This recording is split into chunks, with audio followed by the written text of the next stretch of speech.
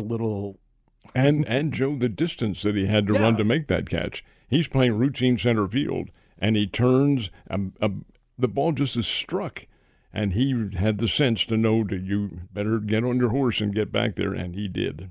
Ned, you're, of course, older than all of us here. I am the second oldest, and what I remember of Willie Mays was the late part of his career playing for the New York Mets, and it was not good. He was a shadow. He should not have been, and he probably knew it. But he wanted to finish his career in New York, and the Mets offered him that opportunity.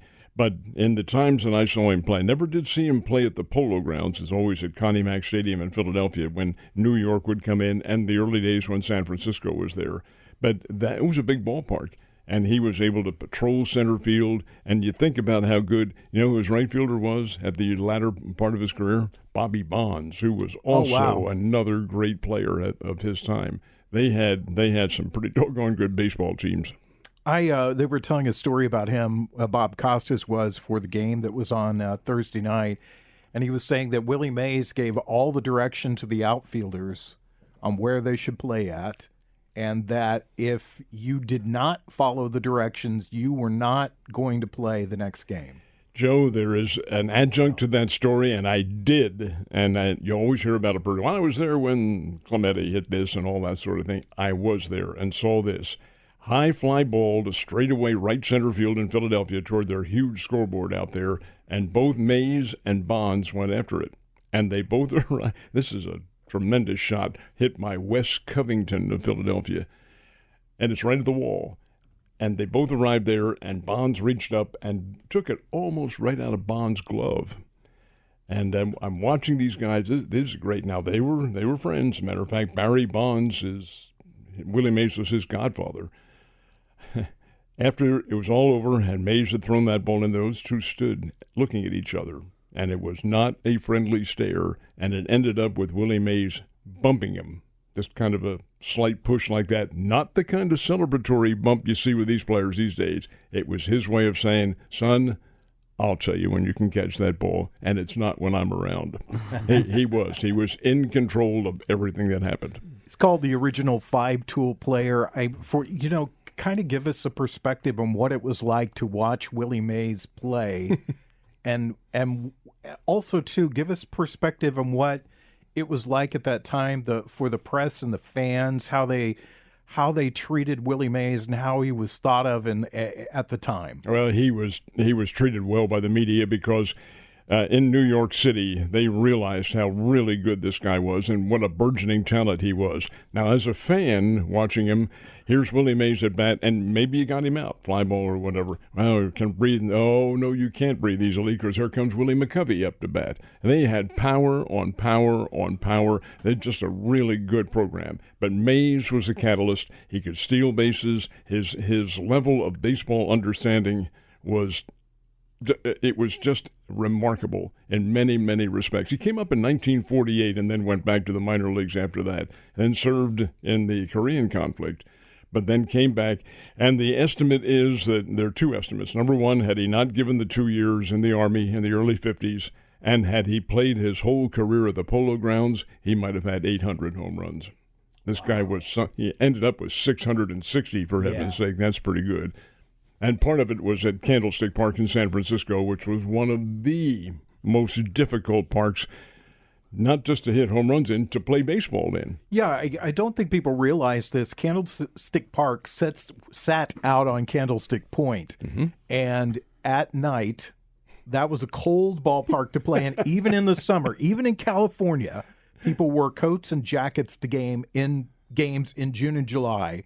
And the wind blows in off that point, and it was not a hitter-friendly ballpark. No, not in the least. I can remember a Phillies announcer listening to a game, and this was in July, saying, folks, it is 49 degrees. That is our game time temperature here under the lights. And you're right, the wind off San Francisco Bay, nothing to block it. It was right there and came in.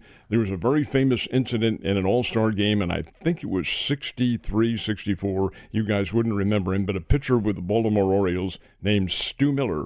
Stuttered ball Stu. He threw all these knuckles and forked balls and all this sort of thing, but he wasn't a very big guy. He's probably about 5'9", 5'8", and 160 pounds. He goes into a stretch in the All-Star game, and the wind blew him off the mound. That's how strong that was. Gosh. Oh, my gosh.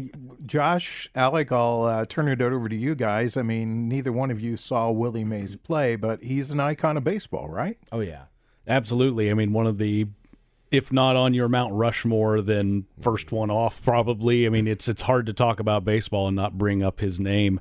And, like, again, I'm too young. I didn't get to watch him play. He was done and in the Hall of Fame before I ever even would have been thought about being around. But yeah, just it's been really cool to sit back and hear all these stories people weren't able to tell about him, because he's a guy who lived a very long, decorated life, and his impact on baseball is going to be felt forever.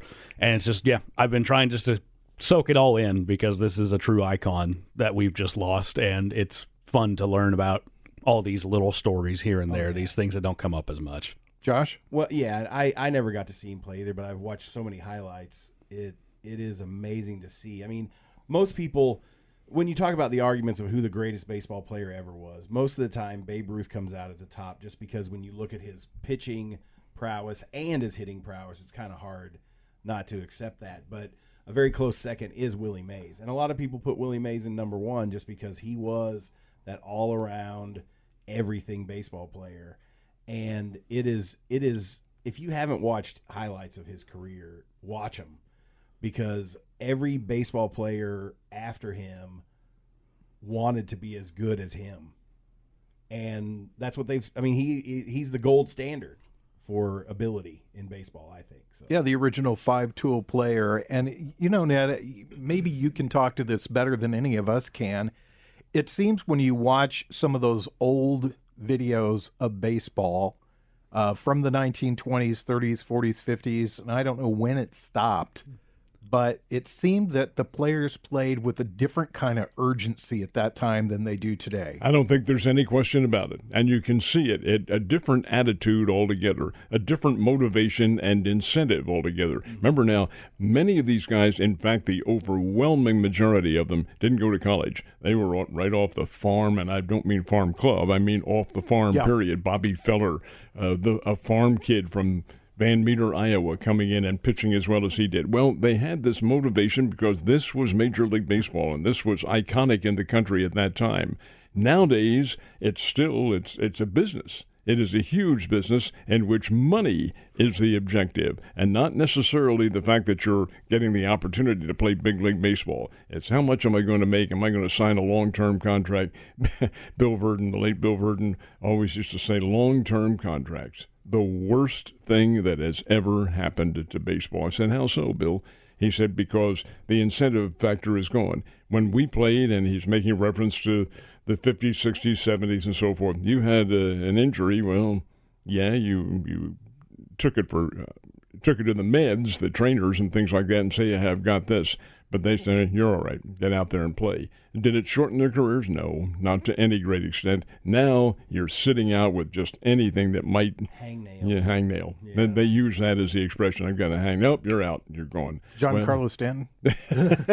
But the fact is, an altogether different perspective, a different psychology with how you play. And no, it's not a misperception that they were the players back then. You're listening to Ned Talk on 104.7 The Cave, your local live sports talk show. We're talking about the late, great Willie Mays, who passed away this week. And he is possibly the last of the great baseball players from the 50s and 60s to be around. I'm trying to think who takes his place now. Well, he had been, prior to his demise, had been the oldest living Hall of Famer. Now the oldest living Hall of Famer is Luis Aparicio, who played so many years with the Chicago White Sox. And he was your consummate infielder and team general, not the long ball hitter that Willie was or Babe Ruth or any of those players, just a really solid baseball player.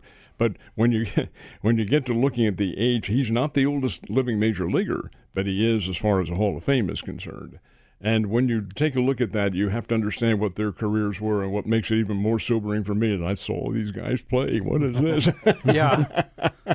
So, I mean, who's there now, Ned? I mean, you mentioned Luis Aparicio, but he doesn't really bring to mind like a Joe DiMaggio or Willie Mays or Bob Gibson or Ernie Banks. Who's that?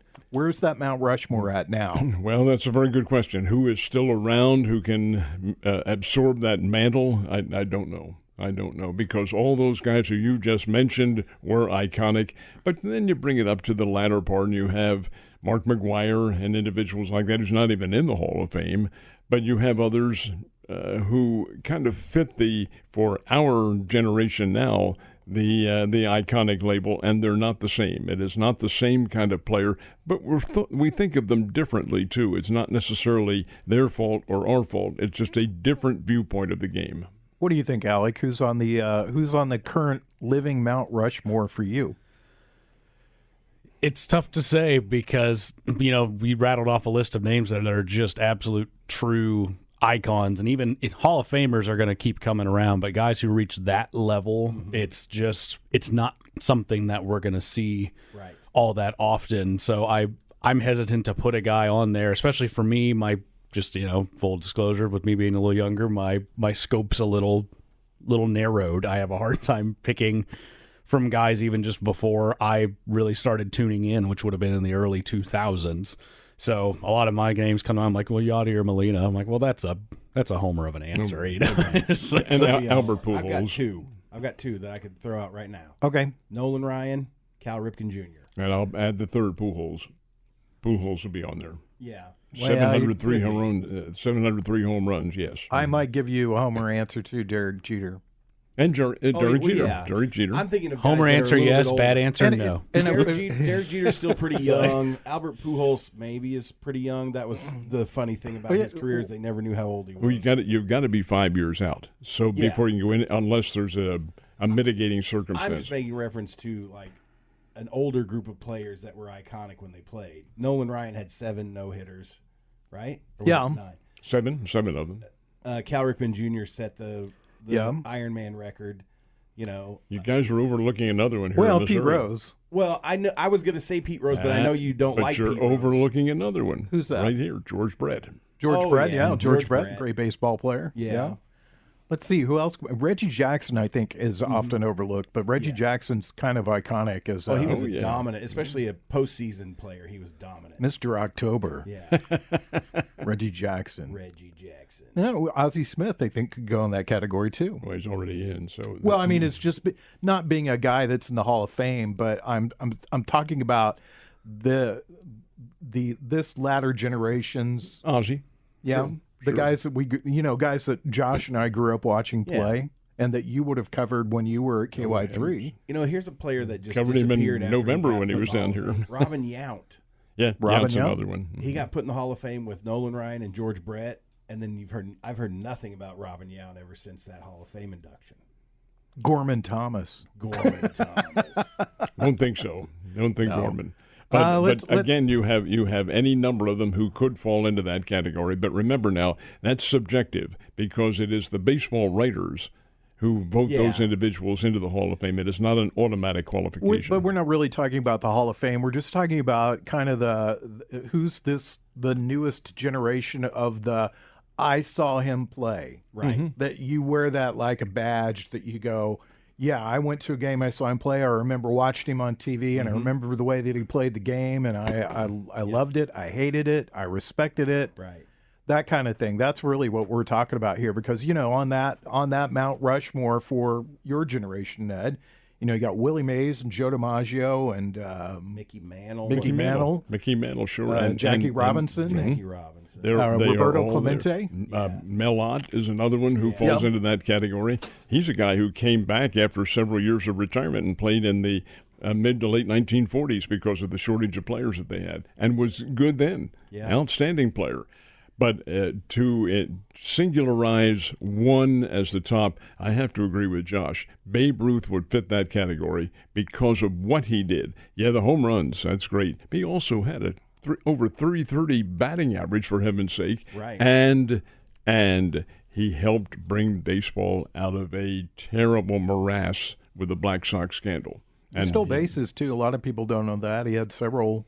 He has more than his fair share of stolen bases. More you see than what you see for players over the last few years. I mean, it's changing now. It's concept of the game's changed. Yep. Exactly. So let's shift gears just a little bit because of Willie Mays passing. It happened on the night that the game was played in Alabama. The game was played. Actually, it was 24 hours before that. 24 hours before that, but it was the night that the game was played. The day before it happened, Willie Mays passed away. The game in Alabama was played. What'd you think of the game? What'd you think of the stadium and the event as a whole? I have two friends who were there. Oh, really? And they both were just mesmerized by the whole ceremony, everything that went on. Although my one buddy, I'm going to tell you who it was, he did not have, there were only few chairback seats. All the rest were bleachers. Yeah. And he was in the bleachers for 3 hours. So what? And he said that got to be a little bit trying down there under those circumstances. But in terms of the evening, great. Absolutely great. You saw all these former Birmingham Black Barons who were there, who were honored. You saw all of the individuals who have had a major impact in the game, and these are groundbreakers in many respects. They couldn't have asked for any kind of better circumstance than what they saw. I wish I'd been there. I did see a lot of it on television. And they thankfully were able to show many of the ceremonies and the speeches that were made and so forth. But it was very nice. Now, the game, they had to reconfigure the ballpark a little bit. Rick Woodfield, which is a cool 114 years old. Wow. I told the guys on the other station, I said, I was there to cover the first game. Were you really? Oh, come on. Come on. People, lighten up. That's funny.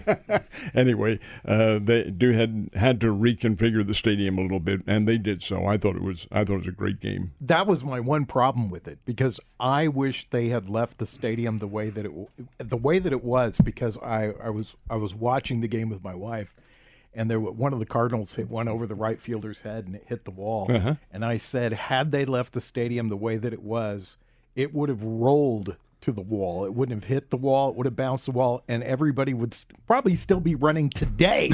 That's how far that wall was. It was another 100 feet beyond where it was. The lines down the left and right field were over 400 feet. 442 feet. That was the in right field. These are the home run alleys. Oh my gosh! And I think it was the bottom of the first inning when the Cardinals came out. Who was it, Alec? Do you remember? And I believe Brendan Donovan. He hit maybe 2 home runs that night. Yeah, 2, yeah. So he was going down that right field. He also, someone banged one on Burleson, I think, in the first inning, banged one off the wall, but he hit it so hard it was a single. It was a single. That's the one I'm talking about. That would have been an inside the park home run. If they'd left the field configured, I would love to see major leaguers play in a ballpark that's not designed for home runs. Yeah.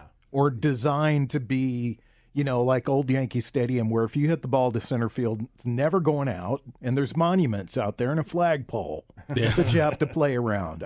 It would be fun to watch them not Except, make Joe, it for modern the one baseball. thing, and your point is very well taken, because for us old-timers, that was baseball. But that's not the concept now. The owners and Major League Baseball decreed long ball. Bring the fences in, make it shorter, make them home runs so there's more scoring. I disagree violently with this, but by the same token, that's how the thinking is now. From home plate to the backstop at one time was 85 feet, and there is a story that Bo Jackson scored on a pass ball from first base.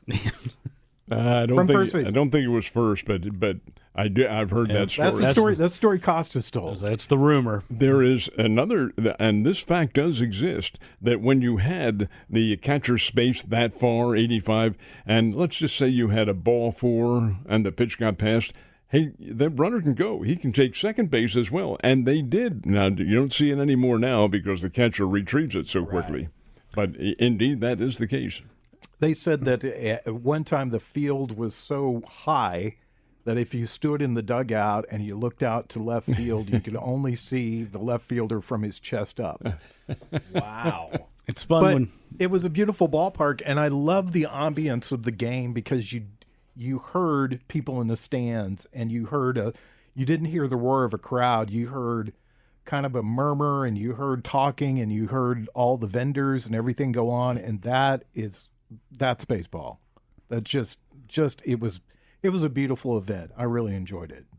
It took the place of the Field of Dreams. The Field of Dreams games. They're not going to play that this year, but that'll come back. Yeah. That'll come back next season. Well, I hope they have another game at Rickwood, because it was a beautiful game. It was a lot of fun, and it happened on just the appropriate night. Willie Mays' son said that he wished that he could be there for the game. Well, he found a way to be there for the game, so that was great. When we come back, we'll talk about, we'll figure something out. There's a lot going on. There's new NBA champ, there's NHL hockey, and, of course, there's Chiefs.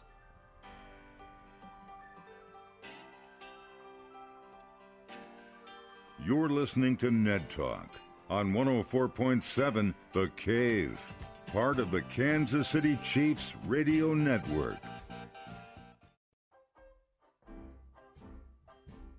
Back to Ned Talk on 104.7 The Cave, a proud member of the Kansas City Chiefs radio network. Our Chiefs Happy Hour is coming up in July. It'll be at the Dive on Patton Street. Ned Reynolds, Nimich Holtis, Art Haynes. Art will hopefully be there. I'm counting on Art being there because I'm saying his name, so hopefully he will be there. If he can be, he will be. Danon Hughes, Mike the Intern. Tickets are available right now online at 1047thecave.com. We'll talk about the Chiefs in a minute. Right now we got 2 championships going on, and we had one going on, and it was kind of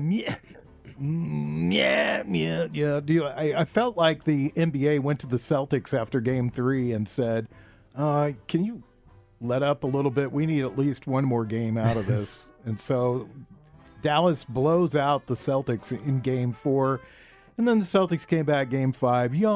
Took care of business. Not a great NBA championship. Well, in the game to which you're making reference, in what would have been the championship game number 4, I don't think they were told that. I think that was more a psychological thing with the Celtics. Hey, we've got this. Now, not conscious. They went out to win, but they probably let up a little bit because you lose by, 122 to 84 or something like that, and then come back and win the next game. Boston Celtics were the best team in the NBA. No question about it. They were favored to win the thing and did win it. I thought Dallas played well.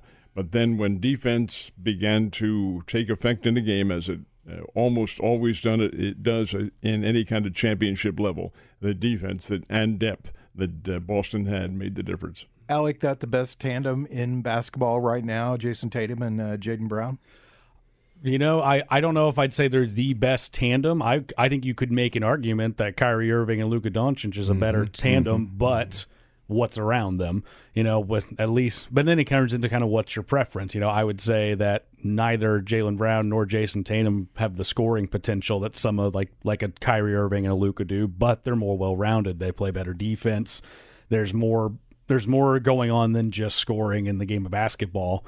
And I think that's why the Mavericks got there, is if Kyrie Irving and Luka Doncic get on a roll, they can beat anybody, any night, any 7-game series, because they are just that gifted. But, as Ned said, Boston was the best team in the NBA throughout the year. They were favored to win it, and this has been a team that's been close for a while now, and they just had kept doing little retoolings to try and get themselves over the hump. And it finally paid off this year. And, I think Tatum gets the spotlight, but I think Jaylen Brown's there. He won the Finals MVP deservedly. That he's come alive as their best player, I think. There's 2 parts to a basketball game. There's offense and defense. Doncic, not very good. Very poorly on defense in the series. Yeah. And again, I was like, they're more to basketball than just scoring. If you need a basket, I would pick him over any of those other names I just dropped. But if you need a stop, he was getting subbed off the floor. That step-back three-pointer that he shoots and makes almost all the time, that is so deadly. Good gracious. But he can't stop anybody. No, he can't. I mean, the Celtics torched him. They went right at him, and they took him apart, and that was part of the key to their victory. So, Celtics NBA championship. During the week, it's a funny thing. During the week, I do a thing called the Yearbook from 12 to 1, where I play a full hour of music from one year in classic rock history. And I try to talk about sports and who won what championships. This whole week, I was like, the Celtics won the championship that year, and they've, of course, won it this year. I just kept talking about that over and over again. So there's only their 16th NBA championship. And that's the most. They're one over the Lakers now, right? Is that correct? All right. You're always correcting me on my sports stats, so I got that one right. I'm not always correcting you. Most of the time. Because I'm wrong most of the time. I freely admit that. Okay, Josh, it's your turn. Time for you to talk. This has turned into a real series. And it's not Euro 24. You're talking about the hockey. We're not talking about soccer. We're talking about the NHL finals, the Stanley Cup finals. So, Game 7. If you remember the last time we were on, the Florida Panthers had just won Game 1, and it was a close game, and I talked about how great the game was, and I predicted that the Oilers would win in 7 games. I did not expect them to go down 3-0 to start, but I was telling Ned, something happened towards the end of that Game 3. Something clicked in the Oilers' brains, and they were like, we're so much better than this. And they have pretty much, a couple of the games have been closer than they probably should have been, but the Oilers have controlled these hockey games in games 4, 5, and 6. So it's insane. It's only happened 4 times in NHL history that a team down 3-0 made it to a Game 7.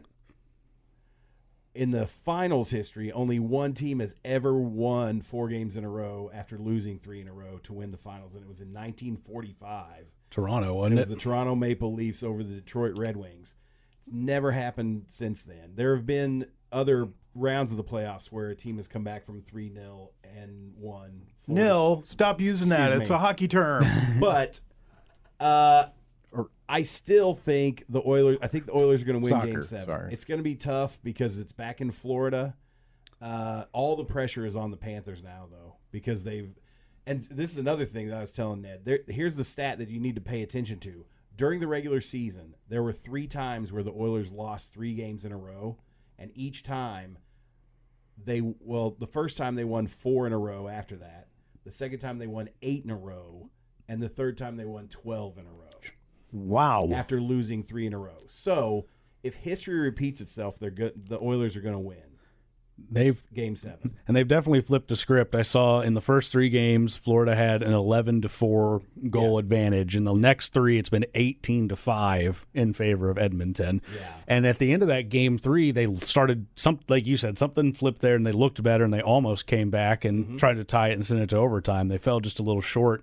But this is, they looked at themselves and said, like, we can do, we're better than what we're showing here. Yes. And I think it's going to be interesting to see tomorrow night, because when you're up 3-0 and that's Florida, the pressure's now on you to seal it. And when you're Edmonton, you're playing with house money in a little bit. It's we're down 3-0. We got 1. Cool. We're still up against the wall. You win 2, same feeling. You win 3. Now in this Game 4, I think now the pressure's on both of them, because Florida's feeling the pressure not to have that ultimate collapse, but Edmonton's feeling the pressure of, can they be the first team since 1945 to come back from an 0-3 deficit? I wouldn't be shocked if they both come out looking a little tense, because they're both staring at something really like agonizing for Edmonton if they fail to complete the comeback, agonizing for Florida if you let up that 3-0 lead and lose the finals the second year in a row. Yeah. I think Edmonton's been able to play loose for 3 games, because it's like, well, what do we have to lose? Now you have something to lose. Now that you've fought all this way back. Right here. This is the game.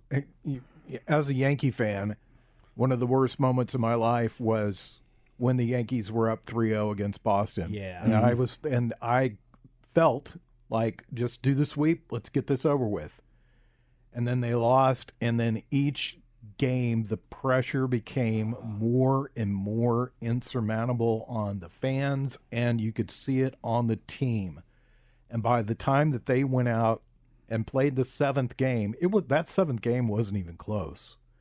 I mean, I think Damon hit a grand slam in the 2nd or 3rd inning, and it was pretty much over from there on in. And I don't feel, I feel for Florida Panther fans. I feel for that team, because I think you either have to come out right away and make a statement, this is going to be different, or it's hard to get the momentum, because right now Edmonton's a steamroller. They are. Offensively, they are. Every one of their scorers that were slumping in the playoffs have woken up, and they're all scoring goals. That's what makes Edmonton so scary. That's what got them to the finals. Was they have 6 or 7 guys that can score at will.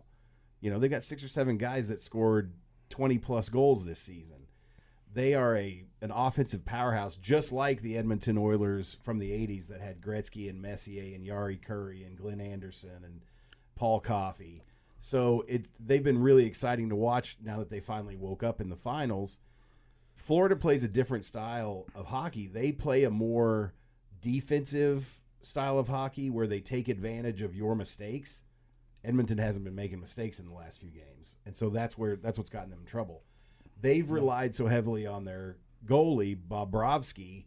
Now that the Oilers have figured out how to score on him, I don't know what they're going to do. Let's go around the room and let's make our prediction for tomorrow night. Ned? I think the Florida Panthers win. I think they have seen this. They're playing now. Home ice is not to be equated with basketball home court. It isn't the same, but it does exist. And you're playing home. Florida has to have gotten together amongst themselves, just like the Oilers did, and say, we're better than to have this happen. I think Florida Panthers come through. Alec? I think Edmonton pulls it off. I think they'll ride this momentum through, and they'll ultimately they'll complete it. They'll make the history first team in 80 years to come back from this deficit in the Stanley Cup final. But Josh mentioned Bobrovsky. He is the better goalie on the ice between the two He's teams. better than Skinner. There's definitely a world where he locks in and Edmonton just can't get by him, and it's a 1-0 Florida win. But I think Edmonton's got it. They figured it out, and they're going to coast to the win. Josh? I think Edmonton's going to do it. I think they're going to they've made a lot of history in this playoff season anyway, because Connor McDavid is approaching most points in a single playoff, which is a Gretzky record. He's already broken the assist record for the playoffs, which was a Gretzky record. So, I mean, when you're breaking Wayne Gretzky's records, this is something special. And so if they win, they're only the second team to come from 3 down and win in a 7-game series in the finals. They're the first team from Canada to win the Stanley Cup since 1993. The Montreal Canadiens were the last Canadian team to win the Stanley Cup. So there's a lot of history riding on this one for them. And I think if they play the game they've played the last 3 games, I don't think Florida can beat them.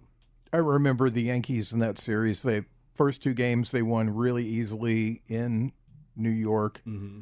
And then the game 3 and 4, game 3 they won in New York, or won in Boston, and then games 4 and 5. Okay, they won their 2 games at Fenway. Now we're going back to New York, and we'll get it here.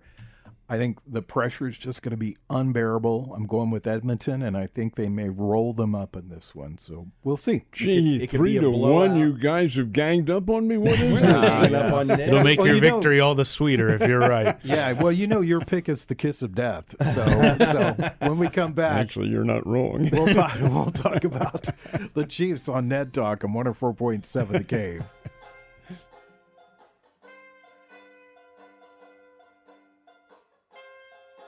You're listening to Ned Talk on 104.7 The Cave, part of the Kansas City Chiefs radio network. Back to Ned Talk on 104.7 The Cave, a proud member of the Kansas City Chiefs radio network. Yes, we are. We'll talk a little bit about the Kansas City Chiefs. It is they've just finished up mini camp. Is that correct? That is correct. And then they'll go into the full camp in August. Is that right, or late July? Probably late July. Mm-hmm. And then that'll be grueling, no question about it. They'll probably start with about, I'm going to guess, 93, 94 players, something like that, and have to cut it down to 53. Are they going to let this guy go, this Bugs lineman guy? He is just more trouble than he's worth. He's been arrested again. Well, of course, keep in mind, he's the 53-man roster, yes, but he only played in, 1 or 2 full games as a defensive end. He didn't play very much. But this guy, he's fallen off the deep end. There's something wrong here. He needs help. And I guess we could talk about the Chiefs. They have their Super Bowl rings. Do we anybody care about the typo on the ring? Kelsey doesn't. He said it's more collectible now. Right. Well, it would be more collectible if they did a corrected version. Yes, that's true. I had when I collected baseball cards, there was a who was it? It was talking about the Billy Ripken card. Not the Billy Ripken card. I had another one. There was, I'm trying to think, it was somebody, Maury Will's son, Bump Wills. Bump Wills? Mm-hmm. Yeah, had the wrong hat on one year, and I had that, and everybody's like, oh, the corrected card's worth more, which is the story of my collecting career, Right. my collecting life, anything like that. Yeah. So I guess the more noteworthy story right now is the Kansas legislature has passed a bill to try to entice the Kansas City Chiefs and the Royals to step across the border and be in Kansas. Something, nothing. What do you think, Ned? Well, the Kansas legislature was unanimous in their vote, and it's a bill that allows star bonds to be used. Star bonds are kind of a unique aspect of it. You're reaping the rewards for it now, but paying for it later. It's kind of it's almost like betting. You're betting on the future, carrying through with what you're spending right now. Well, that's to simplify it a little bit. First of all, this, if it ever were to come to pass, it won't be until the 2030s because each of the teams has a lease on their stadium. That's number one. But number two, I really can't see the Chiefs moving over there. The Chiefs have a legacy in Kansas City, Missouri. They have a legacy for the entire metropolitan area, which does include Kansas City, Kansas. But for them to move because a new stadium is being built and because of the attraction of whatever the revenue factor is going to be, I just can't see it. The Royals, not only can I see them moving, I'm sorry to say I can see them leaving Kansas City, period, and going elsewhere. Here's a team that's burgeoning. Their owner, Mr. Sherman, is not from Kansas City. He's from Cleveland. He is a true businessman. That's not to say that Mr. Glass and the others were not business people. They were, but they had a legacy to Missouri, and this guy does not. And I can see him going for the Bucks, like it's the city of Nashville or Charlotte or maybe San Antonio or just Portland, just to throw out a city's name, were to be enticing. Hey, come on out here. We've got beaucoup bucks for you. I can see him taking that. Chiefs, I cannot, but Royals, I can. Patrick Mahomes is a minor owner in the Kansas City Royals. Do you think his word has any sway with them at all? You're kind of grimacing and smiling. I would say no. I would say Mr. Sherman carries the bulk of what is going on. And sure, your minority owner might not be in agreement, but how often are minorities in regards to running an organization ever listened to? And the answer is no. It's he who has the money makes the rules. Alec, I'll ask you this: do you see the future of sports when you're our age, when you're in your 50s? Do you see the future of sports that Thank maybe? you, Joe. That's very nice. Just be nice to you today, Ned. Do you see future of sports? There's possibility that the state of Missouri has one professional team, one professional of the major sports. It seems like I would be surprised to see, as Ned said, the Chiefs move. They weathered all those years where they weren't a great team. Now that they are, this is going to be a team where even after Mahomes retires, if they don't win again for another 50 years, they're going to have a legacy about them because of what's happened within this past decade. So I would think once the chips are really down, the Missouri side will fight to keep it and make sure they stay. I don't think the Cardinals are going anywhere at this point. There's been maybe they want to try and move them across the Illinois side, but I think Kansas is going to put up more of a fight because that's a state that their premier sports team, and as great as it is, it's the Kansas Jayhawks. And that's quite the basketball program, but there's not a professional team there. And I think they would really love to be able to say we're not a state that doesn't have a pro team. And so I think Chiefs and Cardinals are here. As Ned said, the Royals, that's a franchise that's had enough struggles over times where that tends to be a precursor to a move happening. Josh? Well, here's a question. Correct me if I'm wrong here, but didn't the Missouri legislation get voted down to raise the taxes to? It wasn't the legislators, the voters. Okay, The voters but it was turned voted down by the people to not increase their tax base so that they could raise the funds for a Chiefs Stadium in Missouri. So I think you got to think about that because Kansas is saying we'll build it, we'll build you a stadium, and you just got to move across the border. I could see both of those teams moving to Kansas because it's really not going to be that far away. it's still Kansas City proper. It's just on the Kansas side instead of the Missouri side. And I think it would be a mistake for Missouri to let it happen, but I could see it happening. As far as the Cardinals go, I don't care. I think probably.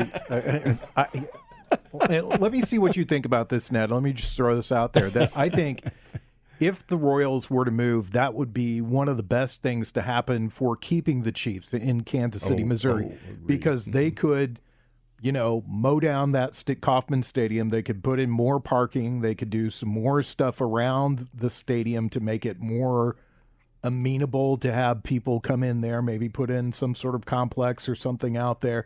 And the Chiefs are probably like, yeah, why don't you guys move somewhere? And I don't know what the relationship is. I'm totally ignorant of that. But your premise in the a concept in which there are stores and hotels and so forth, that's very accurate. And I think that's exactly what they want. Is that to say that they'll urge the team to move? I can't imagine that happening. But the Royals will make decisions on their own. But again, it's not going to happen until the 2030s. But when you think about it, that's not all that far away. That'll be no, it's not. 5 years. 5 years, or 6 years, because the leases end in 2031. But the fact is that, it would be a benefit for the Chiefs if that were to happen. Yeah. The good news, I feel like, if you're a Chiefs fan here, is that the worst case scenario is you're moving across the state line, but your name, your branding, your uniforms, everything stays the same. It's not like you're a Rams fan whose team moved to L.A., and halfway across the country. So that's if the worst case scenario is light in this situation. Isn't that cute? Because Alec doesn't remember when they were the Los Angeles Rams. That's like they've gone back and forth, or see the Oakland and then Las Vegas and then previously wherever the Raiders want to go. I think it's time for the St. Louis football Cardinals to return. Oh, yeah. Bring them back. Bring back the cardiac cards. But that's not going to happen because their whole ambiance in Phoenix is so good. Their stadium is outstanding. It's one of the tops in the world, for heaven's sake. Oh, wow. So everything it's based on them. Sure. And no, I can't foresee them moving. Can I see St. Louis getting a football team back? Maybe in time, not right away, but maybe. They've lost two. Yeah, they don't deserve a third one. Yeah, why? That's my question on a lot of these sports.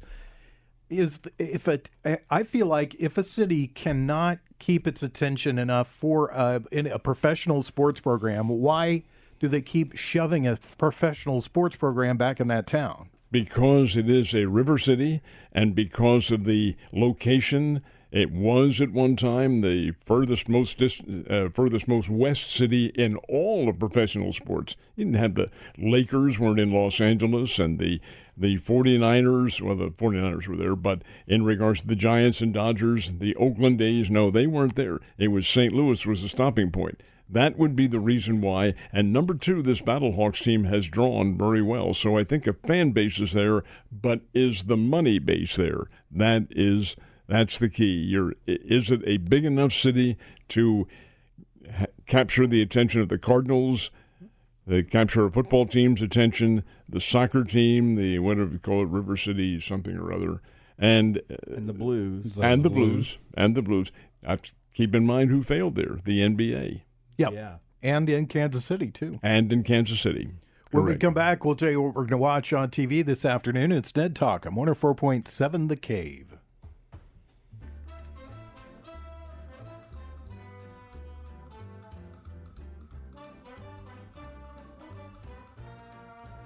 You're listening to Ned Talk on 104.7 The Cave, part of the Kansas City Chiefs radio network.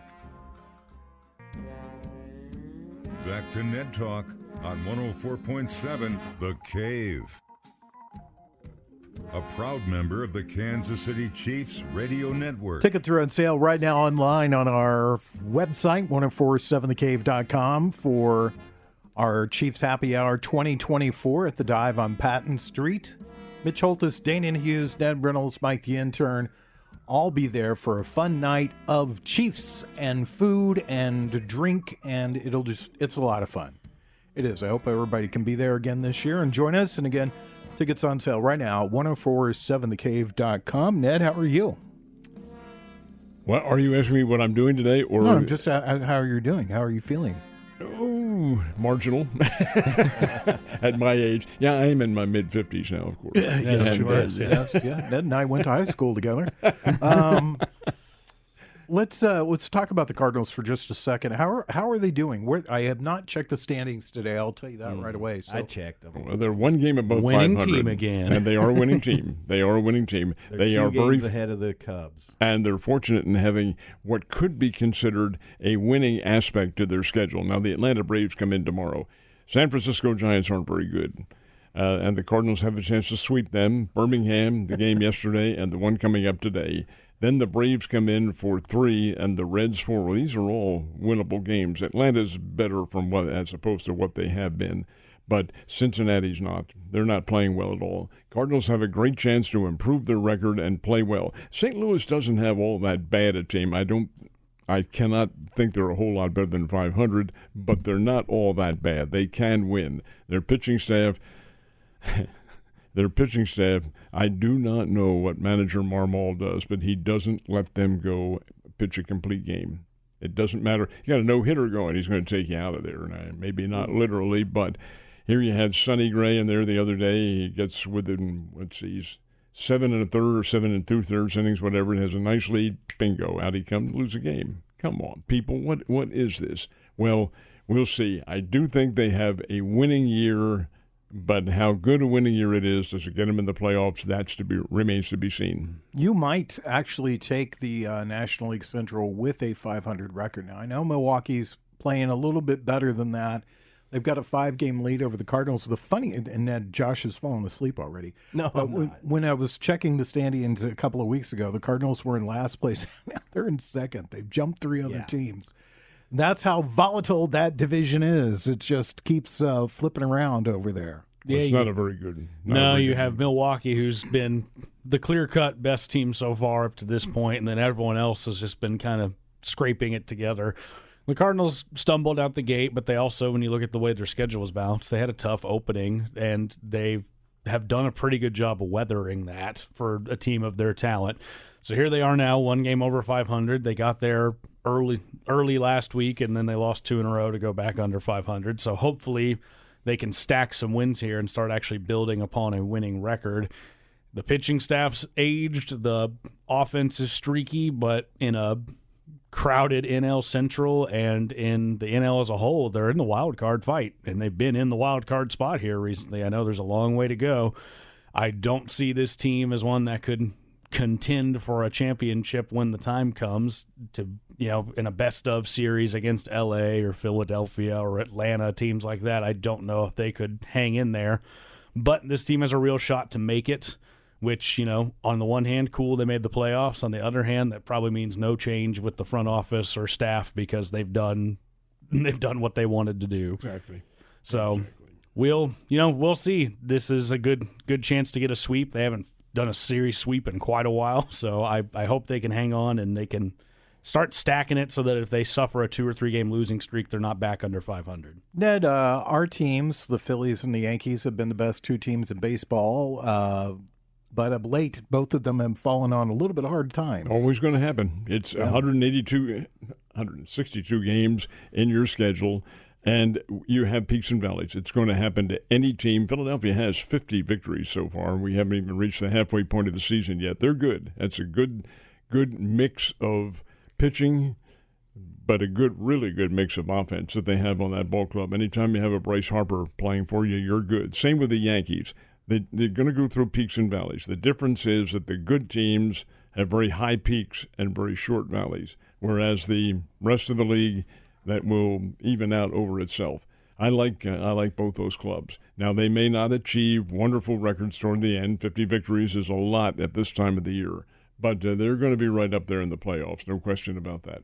Yankees at 52 victories, but they've come back to the pack. The Baltimore Orioles a game and a half behind them, and the Red Sox sniffing around out there. They're 10 games back, but they've been playing well lately. There's been some good baseball. The Royals have kind of fallen off the pace a little bit. They're now in 3rd place behind the Minnesota Twins, who I still think the Twins are the class of that division.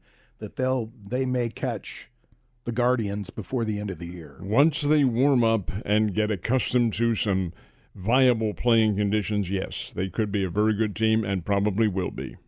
And Seattle Mariners continue to play good baseball. they're They're way leading the ahead. West right now. They've got a 7-game, a 7-game lead over the Houston Astros, who are not quite the dogs that we thought that they were. And, of course, the Dodgers quietly doing what the Dodgers do, and that's win baseball games. They're 8 up over the San Diego Padres. So what are you going to watch this afternoon, Ned? I've got chores to do. Oh, come on. Touring. Mowing the lawn today? No, that's done. That's accomplished, thankfully. But these are other Sunday chores and a single person's household that do have to be done. Yeah. You guys wouldn't understand that, but well, you might, Josh. But Josh, bring you out. What about you, Alec? Oh, I'll have the Cardinals on.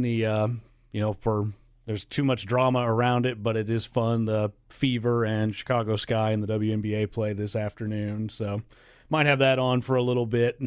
Highest price in WNBA history for tickets, so there's something good going on with it. And then the hockey tomorrow. Don't forget to watch that. That'll be fun. And what about wait a minute. What about the Olympic trials? We actually have had that on. We were watching some of that on on Friday night. I thought they had great coverage of it. It goes on all this week. Yeah. No. This is how the Olympic team, or at least the track and field portion of it, is chosen. Oh, I know. What are you going to watch, Josh? I don't know what I'm going to watch today. I'm excited about the Game 7 of the Stanley Cup Finals tomorrow night, but I don't know what I'm going to watch this afternoon. I may put on some baseball. And Did you watch Godzilla -1? I did. How was it? It was amazing. Ned, you going to watch that? Have you watched it yet, Ned? Who you got picked in that one, Ned? Godzilla or Tokyo? Or Tokyo. Dear God, you've got to be kidding me. You want me to tell you how it ends? Tokyo in shambles and Godzilla dispelled for the time That's being. right. That's right. All right, I want to say thanks to Brian Tyndall, our general manager, our mad scientist that puts us on the air, Corbin Campbell, our program director, Mike the intern, and Nick Fury, who puts the show online. We'll be back next Sunday, 12 to 1, right here on 104.7 The Cave. It is Ned Talk.